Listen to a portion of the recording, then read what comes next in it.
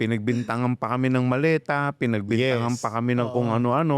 Pero kung may narinig din po sa social media na kung saan daw nangongolekta na ng perma or ng heads si Madjo, Congressman Sandro Marcos. So may naririnig po ba tayo kung or fake news yan ang lumalabas sa social media Alam mo ngayon? sila, may isang congressman na nagtanong sa NBI, pina-check nyo ba yung psychological Yan nga eh. nung ating vice presidente?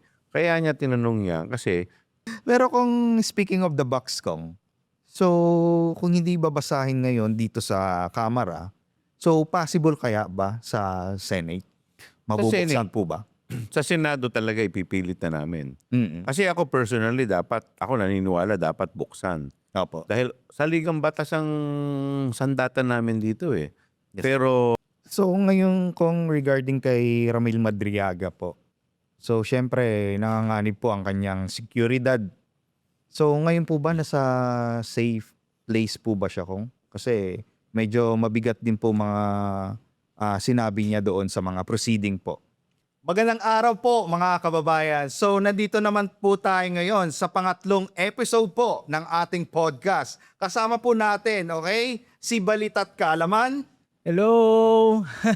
At syempre po, kasama rin po natin ang ating kasamang vlogger na si Models of Manila po, mga kababayan. At syempre ako po, si RJ Angeles RN po.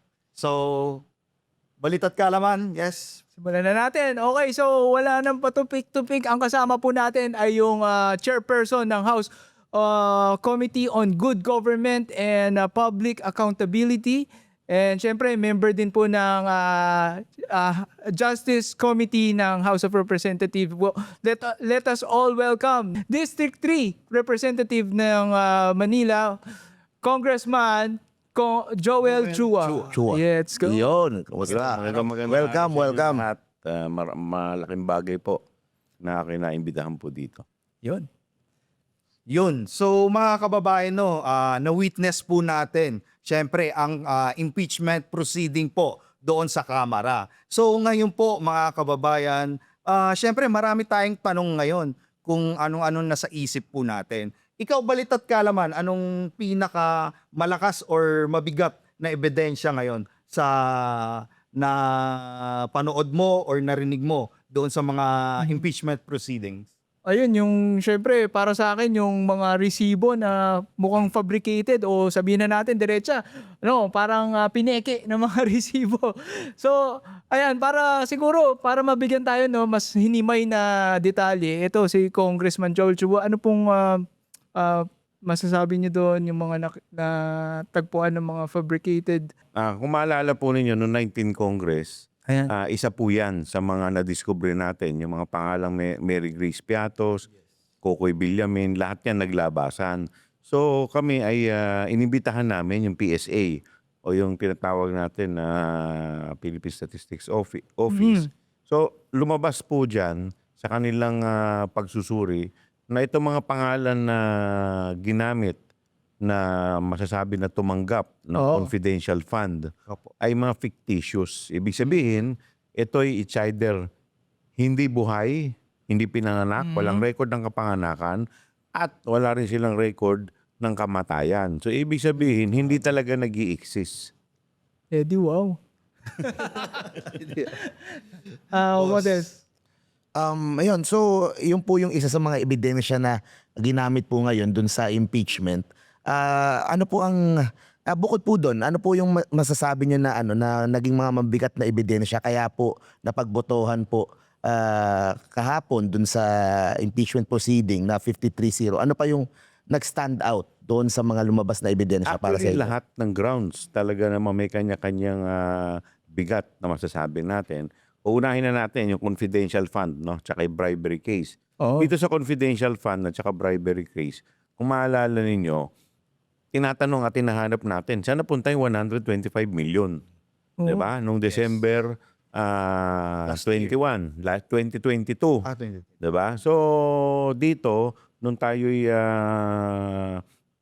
sinuri natin dito sa impeachment, nakita natin may karagdagang testigo Yun. si Ramil Madriaga. Madriaga, sa katauhan ni Ramil Madriaga.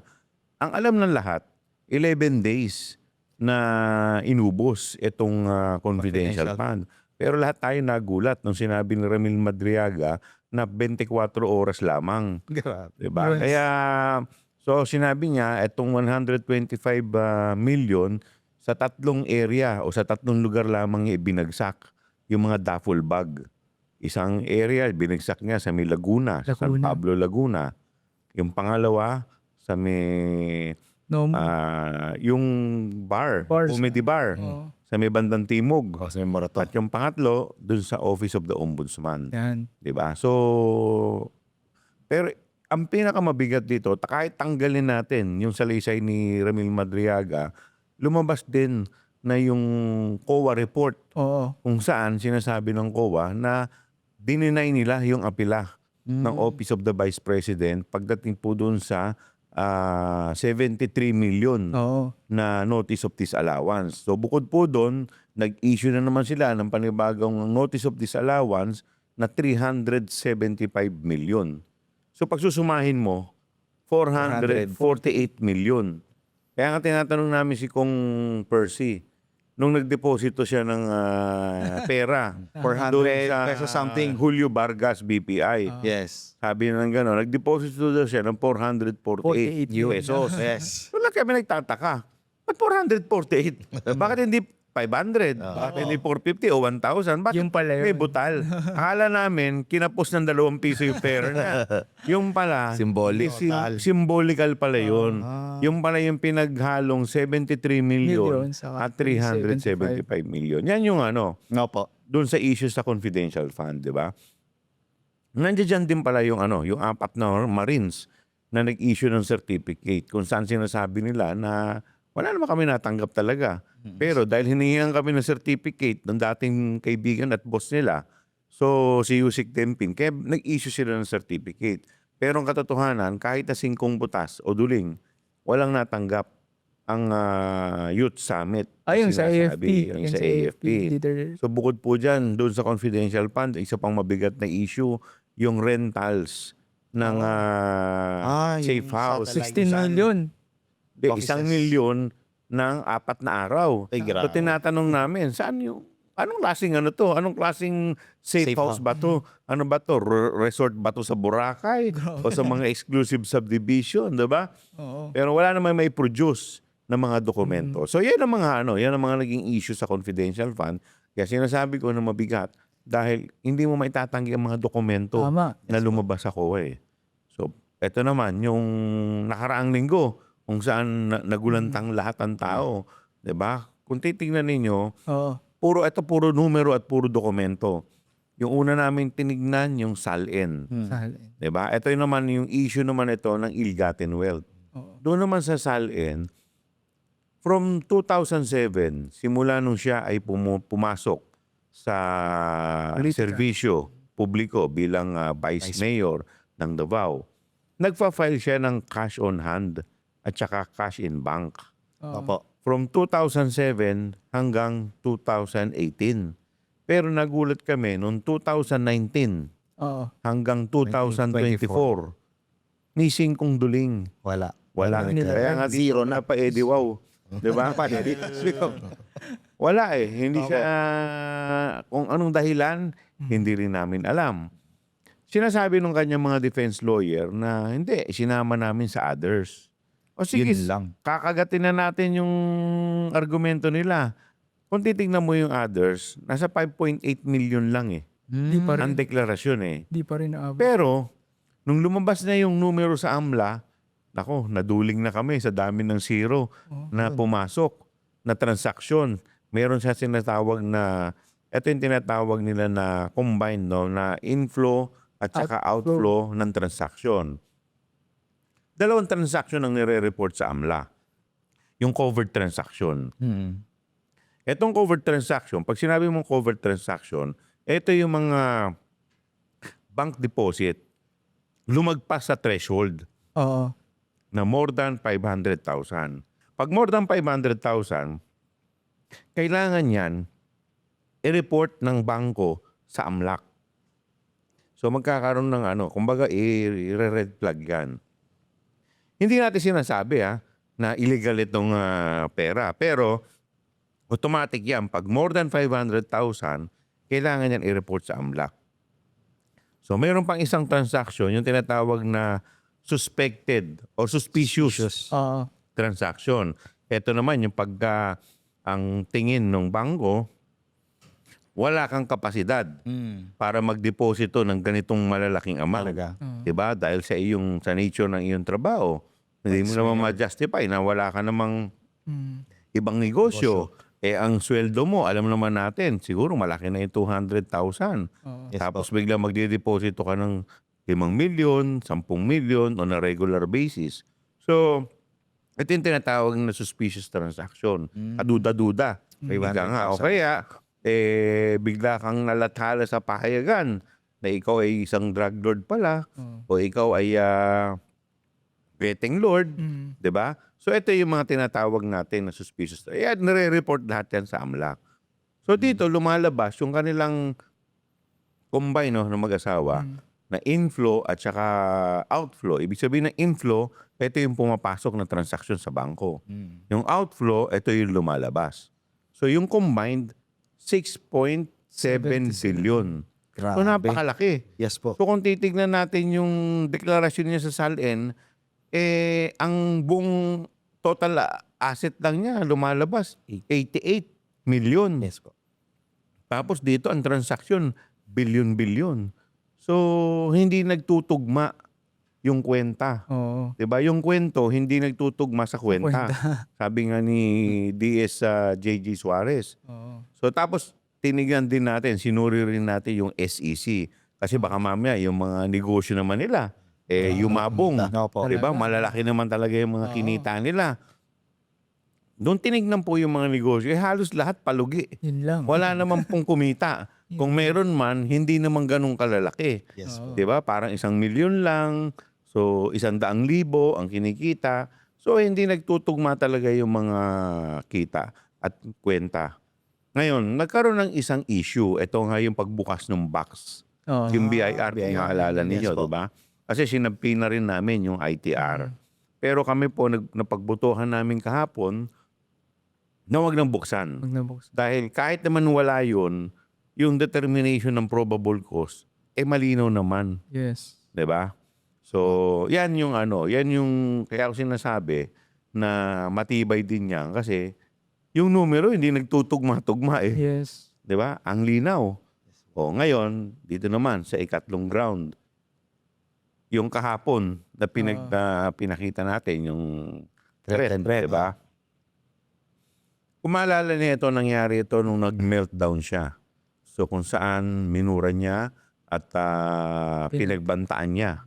'Di ba? Ang Pangulo, ang First Lady, at saka ang dating Former speaker, si former Speaker Martin, napapatayin, 'di ba? Ang sinasabi niya, conditional threat lamang 'yun. So bakit namin sinabi na ito malakas to? Kasi hindi mo naman na kailangan ng ebidensya Buong mundo nagulantang nung isang gabi o isang madaling araw, napanood natin sa TV. Opo. Nagsasalita siya at nagbibigay. And in fact, itong nangyaring pagbabantang to, nalatala sa lahat ng pahayagan, hindi lang sa ating bansa, pati sa ibang International. bansa. Yes. Oo. Ngayon, sinasabi nila, kahapon may isang congressman na nagtanong sa NBI, pina-check nyo ba yung psychological Yan nga. nung ating vice presidente? Alam po ninyo kung bakit niya tinanong yan? Kaya niya tinanong yan kasi kung titignan ninyo yung pattern at yung history, Yes. may tendency naman talaga na maging violente. Hindi lang siya, bagkus yung kanyang buong pamilya. Yes. Kasi nasambangin yung kanyang ama. Diba nililitis sa ICC? Sa anong krimen? Crimes against humanity. So, kung makikita mo yung pattern, may kapasidad talaga na gumawa ng ganitong mga pagbabanta. Ito ay hindi lang ordinaryong banta. Ito ay matatawag po natin na talagang hindi po pwedeng baliwalain. Yes. At saka tandaan ninyo, ang pinagbabantaan dito, presidente. Oo. Ito ang head of the state. Ang presidente ang nagrerepresenta ng bawat Pilipino. Yes. Ang presidente ang nagrerepresenta ng ating bansa. Mm. At ang nagbanta ay pangalawang pangulo. Kung saan, pag may mangyari sa presidente, siya ang automatic na halili. Oo. Hindi po pwedeng baliwalayin na talagang pwede nating sabihin na talagang ito valid na valid itong pagbabanta. At binerify din kahapon ng NBI Director, sabi nga ni NBI Director na mayroon na silang lead. Pero siyempre, hindi nila po pwedeng i-divulge yung information dahil baka ma-compromise yung kanilang ginagawang operation. So, yan ang mga dahilan kung bakit kami po ay nagbotohan at wala kahit na isa na nag-object. Oo, nakagulat kasi talagang perfect eh. Kasi ganito yan. Ang mga miyembro ng committee, kung kami ay magbabase, ang probable cause mababaw lang yan. Ha? Hindi namin sinasabi na guilty na ang vice-presidente. Ang probable cause, ang ibig sabihin niya, baka ginawa. So ngayon, ito yung sa harapan namin, mga ebidensya. At inaantay namin hanggang matapos ang botohan, inaantay namin na dumating ang kampo ng vice-presidente para mabigyan sila ng opportunity. Yes po. Na sagutin at iribat lahat itong mga aligasyon. Pero hanggang sa natapos, walang dumating na papel, na representante, maski ang ating vice-presidente ay hindi dumating. Pero nandoon siya sa isang event sa San Pablo, Laguna. Yun lang. So, kaya nga, ang lahat ng ito, paano naman kami, ano naman ang gagawin namin, mga miyembro ng committee? Siyempre, kung anong nasa harapan namin, yun lang ang pagbabasihan namin. 'Di ba? So, hindi naman irrelevant sa amin ang lahat ng mga sinasabi sa media. Yun. Dali mo dito. Hindi po pwede sa media kayo magpapaliwanag. Dapat Yes po. sa committee kayo magpapaliwanag. Yung matanong ko lang din, like meron ba kayong parang nararamdaman na syempre nami-measure sila para to vote against dun sa impeachment? Parang they are in a way parang threatening eh. 'Di ba yung mga congressman, pag bumoto kayo diyan, lagot kayo pag ganito. Do you Alam mo sometimes yung feel that? pagdeklara lang niya na siya ay tatakbo sa pagkapangulo, Yes, Kong. may laman yun. Dahil wala namang magdedeklara ng ganito kaaga. Dahil alam mo, pag ikaw nagdeklara ng ganito kaaga, under attack ka kaagad politically eh. Yes. Pero the fact na bago magsimula o nagsisimula na yung impeachment, sinabayan niya ng pagdedeklara, yun, gusto niya magkaroon ng chilling effect yun. So yung threat o yung masasabi mong pressure, laging nandiyan yan. Pero kasi ang mga congressman kami, ito yung ebidensyang nasa harapan eh. At least man lamang, sana binigyan mo kami ng dahilan para masabi namin na wala talagang probable cause. Ang problema, hindi ninyo sinagot. Wala kayong nilabas na ebidensya kahit na isa man lamang. So paano naman namin paliliwanag to pagbaba namin sa aming mga constituents? Pag tinanong kami na bakit yun ang naging desisyon ninyo. Yes, Mahirap po. magbulag-bulagan. Lalo pa sa parte ko, isa akong abogado. Siyempre ako, nakabase lamang ako sa ebidensya na nasa harapan ko. Hindi po counted yung sa press conference nila, no? Hindi po pwede. Hindi counted yun kasi unang-una, Wala hindi sa yun committee. official eh. Oh. Yes. At Sila ano ba naka-vote. naman yun sa press conference? Wala naman sila sinasagot din. Maski doon sa press conference, hindi na naman sinasagot. Diba? Puro pag-atake. In fact, Question puro na lang yung kaso nga proseso. binibigay nila. Kung mapapansin nyo, simula pa, puro katakot-takot na TRO na yung pinapile nila. Ibig sabihin, meron silang mga ayaw na madiskubre. Yes po. Meron silang gustong pigilan dito. Yes. O kung ano yun, eto naglabasan lahat. Pero kung may narinig din po sa social media na kung saan daw nang ngongolekta na ng perma or ng heads si Madjo, Congressman Sandro Marcos. So may naririnig po ba tayo, Kong, or fake news yan ang lumalabas sa social media? Alam mo, sila lang yung nagsasabi niyan dahil unang-una pa lang, puro fake news na lagi ang pinalalabas sa amin. Pinagbintangan pa kami ng maleta, pinagbintangan Yes. pa kami ng kung ano-ano, di ba? Pero ang issue lagi nililihis nila eh. Hindi nila sinasagot yung issue. Kung ano-anong fake news ang nilalabas nila. Ako sa totoo lang, ngayon naka-break kami lahat. So hindi ko pa nakikita si Madjo. Oo. Hindi ko pa nakakausap si Madjo. So, or nasa probinsya niya. 'Di ba? Kasi ngayon, naka-break lahat. Lahat ng mga kongresista, it's either nasa bakasyon o nandoon abala sa kanilang mga distrito para at least harapin yung mga problema ng kanilang mga constituents. Tsaka kung ikaw ang isang mambabatas, boboto ka, Yes. paano mo ipaliliwanag ito yung ebidensya? Paano mo sasabihin ngayon na walang ebidensya? Paano ka boboto na walang ebidensya? Yes po. 'Di ba? It's more on baliktad eh. Dito sa sitwasyong to, ang hirap i-justify at sabihin sa taong bayan na walang threat. Lahat tayo napanood to. Walang ill-gotten wealth. Paano paliliwanag yung billion-billion? Yes. Yes. Walang confidential fund. Nandiyan si Mary Grace Piatos, hanggang ngayon, di pa rin mahanap-hanap. So, paano mo lahat ipaliliwanag to pag natanong ka? Yes. Yun. Isa pong interesting na revelation kahapon, yung pagsabi ng NBI na si VP Sara Duterte ay bumisita sa BJMP.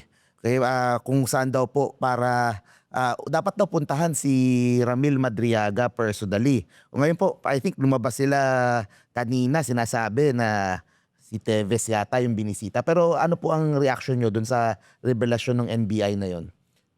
Doon sa supplemental affidavit ni Madriaga, hindi lahat niya yan eh. Sinabi niya, yun siya talaga yung intention na kausapin, pero tinanggihan niya na makipag-usap. So para hindi mapahiya, yung vice presidente lumihis. Nagpunta kay Congressman, former Congressman Tebes. So, pero ang talagang intention ay kausapin si Ramil Madriaga. So kung di niya talaga kilala Yun. si Ramil Madriaga, bakit niya kakausapin? Yun ang questionable talaga. Pero kung speaking of the box kong, so kung hindi babasahin ngayon dito sa Kamara, so possible kaya ba sa Senate? Mabubuksan Senate. po ba? Sa Senado talaga ipipilit na namin. Mm-mm. Kasi ako personally, ako naniniwala dapat buksan. Opo. Dahil sa ligang batas ang sandatan namin dito eh. Pero para at least dahil ngayon nag-iingat ang miyembro ng Justice Committee para hindi na kami mabutasan, para hindi mabigyan ng kahit na anong kulay at legal basis sila. Baka sabihin na naman nila, meron na naman paglabag sa batas. Although hindi kami naniniwala, pero siyempre para mawala na lang ang isyong to, hindi kami bumoto na wag munang buksan. Kung yung, speaking of the box, since sinabi na rin po ni RJ, kung di ba one of the valid reason daw po para mabuksan ang box na yan, yung ITR na yan, approval from the president. So isa rin po itong, kumbaga, isang patunay rin na hindi nakikialam ang presidente dito. Alam mo, ang presidente ay napakarami ng problema para abalahin pa natin dito. Itong impeachment proceeding, ito ay trabaho ng Kamara at ng Senado. Labas ang palasyo dito, lahat ang labas ang Malacanang dito. Dahil ngayon lang ang ating presidente, nakita ninyo, umiikot sa buong Pilipinas. Opo. Tinutugunan ang problema ng ating bansa. So, para siya pa ay makisawsaw dito, Yun. kami po ay naniniwala, hindi na kailangan. Kung isa pa daw po sa kumakalat sa social media, yung ini-insist ni Attorney Man Scarpio na isa daw po siyang private citizen. Kaya po nagsampa siya ng kaso dito sa Quezon City RTC para sa yung public revelation ng AMLAC. Alam mo si Atty. Manscarpio isang abogado. At alam niya sa sarili niya na kaya siya nasama dito dahil lahat ng ari-arian niya at lahat ng ari-arian ni BP Sala ay parte ng conjugal property kung tawagin. So ibig sabihin yan, ang presumption ng batas, pag kayo mag-asawa, maliban na lang kung magpapakita kayo ng mga prenuptial agreement. Opo. Diba? Ang presumption ng batas, lahat ng ari-arian ay parehas kayong may-ari. Oo. So since ang kanyang may bahay, si BP Sara, ay siya ang subject nitong impeachment complaint, naturalmente na masasama yung kanyang account at transaction. uubra ba kung kunwari may mga prenup daw na ganyan kung sakasakali. Pero tingin ko wala naman eh. Ako, kasi unang-una rin, tandaan mo yung impluwensya rin nila nun talagang makikita mo ang kamay din nila eh. 'Di ba? Hindi naman natin nakita na may mga negosyo na lumago, 'di ba? So, at isa pa pala, doon pa pala sa salin ng Vice Presidente, dineklara niya sa likuran na siya ay miyembro ng Board of Director ng kumpanya. Ayan. Yun lang. Doon sa saligang batas, bawal ang presidente, ang vice presidente, mga miyembro ng cabinet na mag-engage sa kahit na anong negosyo or practice, private practice. Dahil nga ang inaasahan ng batas, ikaw ay bilang presidente, mataas ang posisyon mo, hindi ka papasok sa ganitong klaseng mga negosyo nang sa ganun yung impluensya mo ay hindi mo magagamit. Alright, Kong. So, kahapon din po kong na-reveal na habang naghihiring sa committee po, ay nasa San Pedro, Laguna daw po ang Vice Presidente para sa isang event. Imbis na magpaliwanag at subukan ipagtanggol ang sarili, panay iwas po siya, Kong. So, takbo sa Supreme Court, puro legal remedies po, pero wala naman pong denial. Sa amin po kasi, Kong, bilang isang normal na mamamayan, ang tanong namin mga kababayan po natin, bakit hindi na lang po niya ipaliwanag? Pwede po itong gawin sa Senado setting po ba, Kong, as ang impeachment court? Or tingin niyo po ba this time around ay finally makapag-trial na po tayo? Well, since tapos na sa Kamara, itong usapin, no? Naantay na lang natin yung committee report. So wala naman siyang choice kung hindi sa Senado na. Pero sa akin kasi, kung ikaw ay wala talagang kasalanan, Oo. 'di ba? At ikaw ay inaakusahan ng ganitong klaseng mga aligasyon. Yes po, Kong. So, dapat ang unang-una mong ginawa, pumunta ka doon at Yes. magpaliwanag at linisin ang iyong pangalan. Kasi sa 2028, tatakbo kang bilang presidente, bilang pangulo. Hindi ba mas maganda na kung ikaw ay tatakbo, malinis ang iyong pangalan, wala kang daladalang mga extra baggage, wala kang bit-bit na issue at lahat yan nasagot mo ng maayos? Kasi ang pagtakbo sa pangulo, siyempre ang responsibilidad mo, buong Pilipinas. So hindi ba mas maganda na tayo bumuboto sa isang pangulo na walang issue? Tama. Alright. Okay. So, what are we expecting next week, Kong? No, itatransmit na po yung impeachment sa Senate. Tapos, are we expecting na yung mga kakampi po ni VP Sara ay mag-interpolate sa plenary or Next week kasi, sa Monday, ang mangyayari niyan, yung committee ay aaprubahan pa, magbobotohan pa kami para sa approval ng committee report. So pagkatapos niyan, itong committee report ay itatransmit ito sa Committee on Rules. Kung saan yung Committee on Rules ang magseset kung kailan ito pagdidebatihan o isasalang sa plenaryo. Pagdating sa plenaryo, ang kailangan namin na boto ay 1/3 vote, 105 or 106. So anything short of that vote, madidismiss yung kaso. So magiging baliwala lahat ang mga pinagtalunan, Hearing niyo po. pinagdebatihan sa hearing, lahat yung mababaliwala. are you going to welcome po yung mga kaalyado ni Sara na mag-interpolate sa plenary? Plenary. Like, for example, baka gusto ni Congressman mismo Paulo Duterte na hindi daw siya Naman ukulong welcome eh. Kung titignan nga ninyo si Congressman Paulo Marcoleta, in Marcoleta, no? fairness dun sa bata. Oo. 'Di ba? Kahit na paminsan-minsan ay napupuna siya. Opo. Pero yung tao uma-appear sa committee hearing at sinusubukan niya kasi bago lang 'to eh. Opo. Baguhang kongresista, pero sinusubukan niya, 'di ba? Na erase yung kanyang mga punto. 'Di ba? Whether tama o mali, pero nakikita mo yung tapang ng bata at yung kanyang eagerness na idepensa at panindigan yung kanyang paniniwala. So, lahat naman yan welcome eh. So kahit na hindi siya miyembro, si Paulo Marcoleta ay ine-entertain. Naging very lenient ang ating committee In chairman, fairness, si yes. Congresswoman Luistro. Naging lenient siya And hanggang sa dulo, inaantay niya ang presensya ng ating Vice Presidente. In fact, 4 na beses tinawag sa roll call kung sumipot man ang ating Vice Presidente. Pero hanggang dun wala eh. So sa plenaryo, naantay namin na sana mag-interpolate sila. Tanungin nila. 'Di ba? Welcome naman lahat yan. At ako naniniwala, lahat naman yan masasagot ng ating chairman. So ngayon kung regarding kay Ramil Madriaga po. So syempre nanganganib po ang kanyang seguridad. So ngayon po ba nasa safe place po ba siya kung? Kasi medyo mabigat din po mga sinabi niya doon sa mga proceeding po.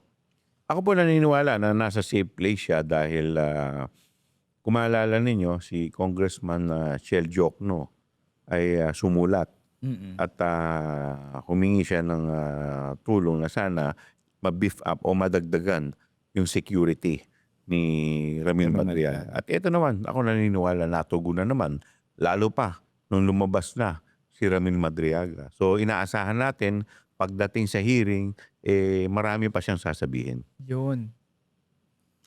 So yun po mga kababayan. So nalaman po natin. So at least 'di ba na naging okay yung kalagayan ni Ramil Madriaga. So ngayon kung elected po kayo as prosecutor po noong 19th Congress, is in the House will reach out po to you again to become a prosecutors po kung i-accept niyo po ba or hindi? Well, siyempre malaking karangalan yan sa distrito ko. Yun. No, kung tayo ay mapipili muli ng 20th Congress. So, ako malaking karangalan yan. Tsaka magiging parte tayo ng history eh. Yes po.